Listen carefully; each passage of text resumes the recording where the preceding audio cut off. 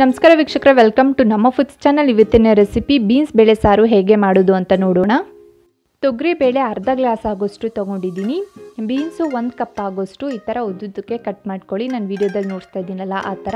ಒಂದು medium size ಆಗೋಷ್ಟು ಆಲೂಗಡ್ಡೆ, ಒಂದು ಮೀಡಿಯಮ್ ಸೈಜು ಟೊಮೆಟೊ, 1 ಇಂದ 1.5 ಟೇಬಲ್ ಸ್ಪೂನ್ ಆಗೋಷ್ಟು ಸಾಂಬಾರ್ ಪುಡಿ ತೊಗೊಂಡಿದ್ದೀನಿ. ಬೇಳೆ ಎಷ್ಟು ತೊಗೊಳ್ತೀರಾ ಅದ್ರ ಮೇಲೆ ಡಿಪೆಂಡ್ ಆಗುತ್ತೆ ಇದು.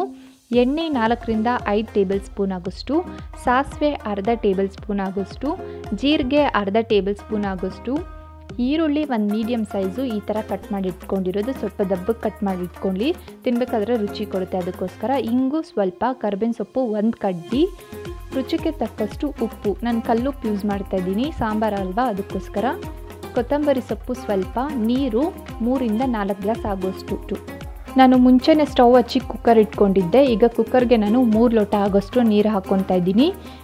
ಆಮೇಲೆ ಇದನ್ನು 5 ನಿಮಿಷ ಕಾಲ ಕುದಿಸ್ಬೇಕಾಗುತ್ತೆ. ನೋಡಿ ಈ ಥರ ಕುದ್ದಾಮೇಲೆ ನಾನು ತೊಳೆದಿಟ್ಕೊಂಡಿರೋ ತೊಗರಿ ಬೇಳೆನ ಹಾಕ್ಕೊತಾ ಇದ್ದೀನಿ.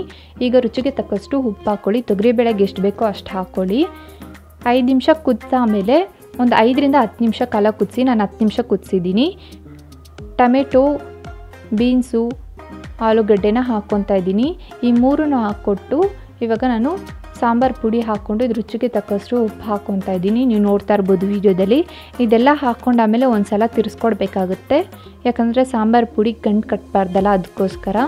ನೋಡಿ ಈಗ ಇದು ಚೆನ್ನಾಗಿ ಕುದೀತೈತೆ. ಇವಾಗ ನಾನು ಲಿಡ್ ಕ್ಲೋಸ್ ಮಾಡಿ ಹೈ ಫ್ಲೇಮಲ್ಲಿ 2 ವಿಸಿಲ್ ಗಂಟ ನಾನು ಕೂಗಿಸ್ಕೊತೀನಿ.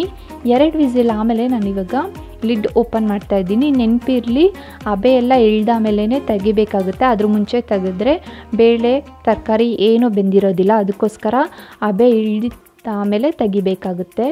ಒಂದು ಸಲ ಈ ಥರ ತಿರ್ಸ್ಕೊಟ್ಟು ನೋಡಿ. ಕನ್ಸಿಸ್ಟೆನ್ಸಿ ಸಾಕಾಗಿಲ್ಲ ಅಂದರೆ ನೀರು ಹಾಕ್ಕೊಂಡು 5 ನಿಮಿಷ ಕುದಿಸ್ಕೊಬೇಕಾಗುತ್ತೆ.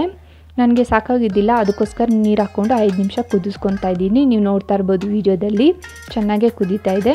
ಇದು 5 ನಿಮಿಷ ಆಗಿದೆ. ನಾನೀಗ ಒಂದು ಪ್ಯಾನ್ಗೆ ಎಣ್ಣೆ ಹಾಕ್ಕೊತಾ ಇದ್ದೀನಿ. ಎಣ್ಣೆ ಕಾದಾಮೇಲೆ ನಾನು ಸಾಸಿವೆ ಜೀರಿಗೆ ಹಾಕ್ಕೊತಾ ಇದ್ದೀನಿ ಒಂದಾಗೊಂದು. ಫಸ್ಟು ಮೊದಲಿಗೆ ಸಾಸಿವೆ ಹಾಕ್ಕೊಂಡು ಆಮೇಲೆ ತಕ್ಷಣವೇ ಜೀರಿಗೆ ಹಾಕ್ಕೊತಾ ಇದ್ದೀನಿ. ಇದೆರಡು ಸಿಡಿದ ಆಮೇಲೆ ಈರುಳ್ಳಿ ಹಾಕ್ಕೊಳ್ಳಿ. ಇದು ಸುಡಿಯೋ ಮುಂಚೆನೇ ಹಾಕ್ಕೊಳಕ್ಕೆ ಹೋಗಬೇಡಿ, ಫ್ಲೇವರ್ ಚೆನ್ನಾಗಿರೋದಿಲ್ಲ, ಅದಕ್ಕೋಸ್ಕರ ಹಸಿದಿರುತ್ತೆ. ಈ ಥರ ಕರ್ಬೇವಿನ ಸೊಪ್ಪು ಹಾಕ್ಕೊಳ್ಳಿ. ಈರುಳ್ಳಿ ಹಾಕ್ಕೊಂಡಾಮೇಲೆ ಒಂದು ಸಲ ತಿರ್ಸ್ಕೊಡಿ. ಈಗ ನಾನು ರುಚಿಗೆ ತಕ್ಕಷ್ಟು ಉಪ್ಪು ಹಾಕ್ಕೊತಾ ಇದ್ದೀನಿ. ಈರುಳ್ಳಿಗೆ ಎಷ್ಟು ಬೇಕೋ ಅಷ್ಟು ಹಾಕ್ಕೊಳ್ಳಿ. ನಾನು ಆಗಲೇ ಬೀನ್ಸ್ಗೆ, ಟೊಮೆಟೊಗೆ, ಆಲೂಗಡ್ಡೆ, ತೊಗರಿ ಬೇಳೆಗೆ ಎಲ್ಲದಕ್ಕೂ ಹಾಕಿದ್ದೆ, ಅದಕ್ಕೋಸ್ಕರ.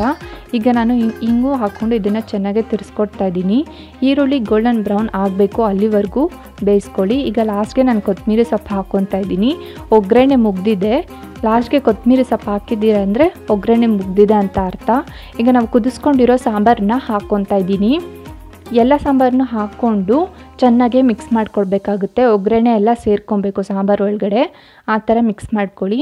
ನೀವು ನೋಡ್ತಾ ಇರ್ಬೋದು ವೀಡಿಯೋದಲ್ಲಿ ನಾನು ಒಂದು ಕಡೆಯಿಂದ ಮಿಕ್ಸ್ ಮಾಡ್ಕೊಡ್ತಾ ಇದ್ದೀನಿ. ನೋಡಿ, ಸಾಂಬಾರು ತುಂಬ ಈಸಿ ಮತ್ತು ಸಿಂಪಲಲ್ಲಿ ಸ್ಟೆಪ್ಸಲ್ಲಿ ನೋಡಿಸಿದ್ದೀನಿ. ಇಷ್ಟೇ. ಇದನ್ನ ಮುದ್ದೆ ಮತ್ತು ಅನ್ನ ಜೊತೆಗೆ ತಿಂತಾ ತುಂಬ ರುಚಿ ಕೊಡುತ್ತೆ. ಒಂದು ಸಲ ಟ್ರೈ ಮಾಡಿ ನೋಡಿ ಮನೆಯಲ್ಲಿ. ತುಂಬ ಈಸಿಯಾಗೇ ಹೇಳಿದ್ದೀನಿ. Thank you.